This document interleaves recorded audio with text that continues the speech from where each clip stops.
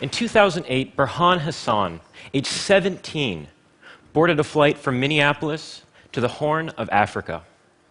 And while Burhan was the youngest recruit, he was not alone. Al-Shabaab managed to recruit over 24 young men in their late teens and early 20s, with a heavy presence on social media platforms like Facebook. With the internet and other technologies, they've changed our everyday lives, but they've also changed recruitment, radicalization, and the front lines of conflict today. What about the links connecting Twitter, Google, and protesters fighting for democracy? These numbers represent Google's public DNS servers, effectively the only digital border crossing protesters had and could use to communicate with each other, to reach the outside world, and to spread viral awareness of what was happening in their own country. Today, conflict is essentially borderless. If there are bounds to conflict today, they're bound by digital, not physical geography. And under all this is a vacuum of power, where non-state actors, individuals and private organizations, have the advantage over slow, outdated military and intelligence agencies. And this is because in the digital age of conflict, there exists a feedback loop, where new technologies, platforms like the ones I mentioned, and more disruptive ones, can be adapted, learned, and deployed by individuals and organizations faster than governments can react. To understand the pace of our own government thinking on this, I like to turn to something aptly named the Worldwide Threat Assessment, where every year, the Director of National Intelligence in the US looks at the global threat landscape. And he says, these are the threats, these are the details, and this is how we rank them. In 2007, there was absolutely no mention of cybersecurity. It took until 2011, when it came at the end, where other things like West African drug trafficking took precedent. In 2012, it crept up, still behind things like terrorism and proliferation. In 2013, it became the top threat. In 2014, and for the foreseeable future. What things like that show us is that there is a fundamental inability today on the part of governments to adapt and learn in digital conflict, where conflict can be immaterial, borderless, often wholly untraceable. And conflict isn't just online to offline, as we see with terrorist radicalization, but it goes the other way as well. We all know the horrible events that unfolded in Paris this year with the Charlie Hebdo terrorist attacks. What an individual hacker or a small group of anonymous individuals did was enter those social media conversations that so many of us took part in. #JeSuiCharlie. On Facebook, on Twitter, on Google, all sorts of places where millions of people, myself included, were talking about the events and saw images like this, the emotional, poignant image of a baby with #JeSuiCharlie on its wrist. And this turned into a weapon. What the hackers did was weaponize this image, where unsuspecting victims, like all of us in those conversations, saw this image, downloaded it, but it was embedded with malware. And so when you downloaded this image, it hacked your system. It took 6 days to deploy a global malware campaign. The divide between physical and digital domains today ceases to exist, where we have offline attacks like those in Paris appropriated for online hacks. And it goes the other way as well. With recruitment, we see online radicalization of teens who can then be deployed globally for offline terrorist attacks. With all of this, we see that there's a new 21st century battle brewing, and governments don't necessarily take a part.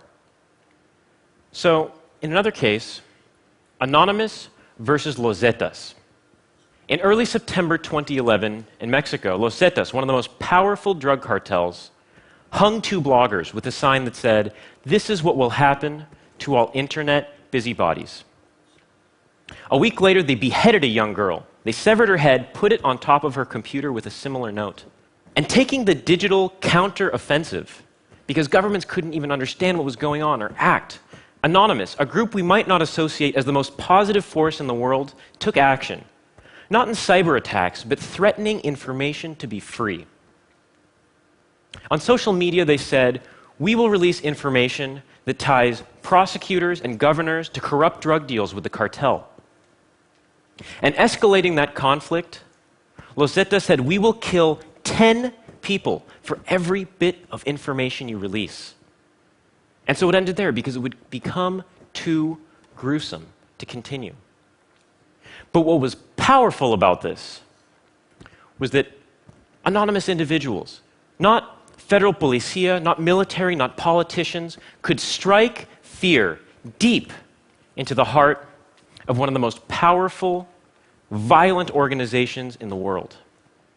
And so we live in an era that lacks the clarity of the past in conflict, in who we're fighting, in the motivations behind attacks, in the tools and techniques used, and how quickly they evolve.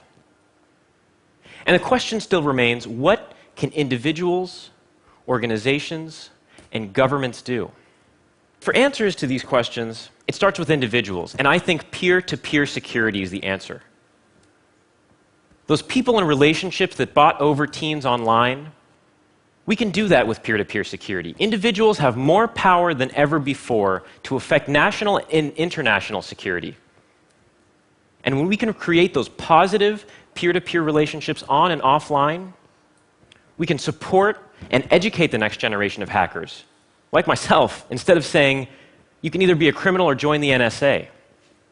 That matters today. And it's not just individuals, it's organizations, corporations even. They have an advantage to act across more borders, more effectively and more rapidly than governments can. And there's a set of real incentives there. It's profitable and valuable to be seen as trustworthy in the digital age, and will only be more so in future generations to come. But we still can't ignore governments, because that's who we've turned to for collective action, to keep us safe and secure.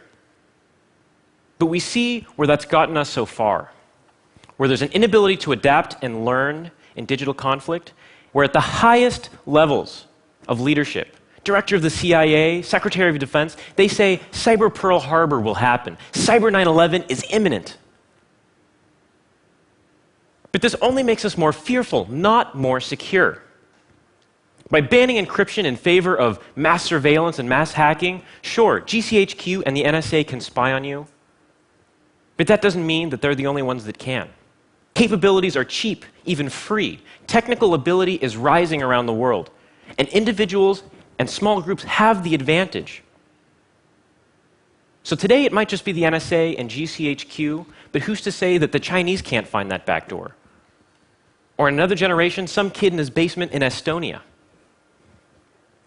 And so I would say that it's not what governments can do, it's that they can't.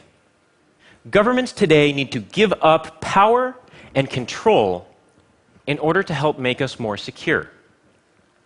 Giving up mass surveillance and hacking and instead fixing those backdoors means that, yeah, they can't spy on us, but neither can the Chinese or that hacker in Estonia a generation from now.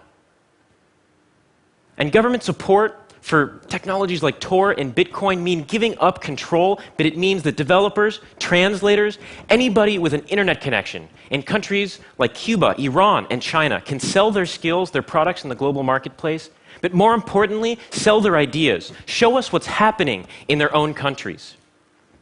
And so it should be not fearful, it should be inspiring to the same governments that fought for civil rights, free speech, and democracy and the great wars of the last century, that today, for the first time in human history, we have a technical opportunity to make billions of people safer around the world that we've never had before in human history.